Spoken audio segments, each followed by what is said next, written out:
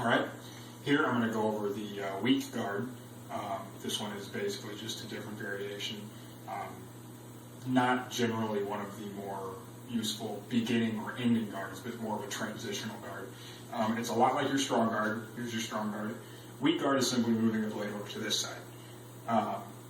This is something that you may hold the saber horizontal, hold it vertically, hold it somewhere in between, forward, backward, whatever happens to be comfortable for you. You know, if you're here, a lot of times this is going to be used more to transition from parry to attack, or from attack to parry. Basically, setting up another sequence of events rather than as a beginning or an ending.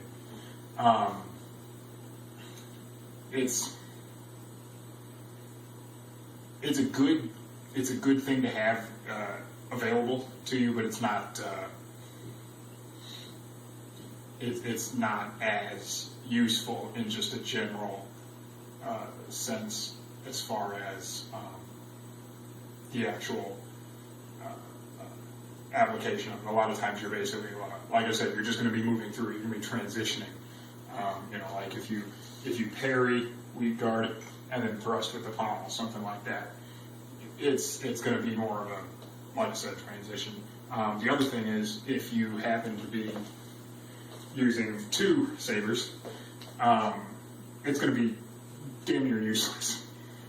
Because if you start getting here, they get in each other's way. You know, you start getting problems with hitting them both, hitting yourself, things like that. So once you move into Jarkai and stuff, it's still going to be used.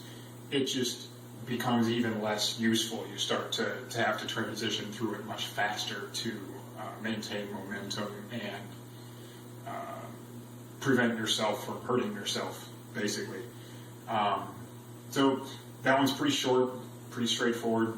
The weak guard, like I said, not a particularly complicated guard, but definitely one to basically keep in mind, something to be mindful of, and to be used as necessary.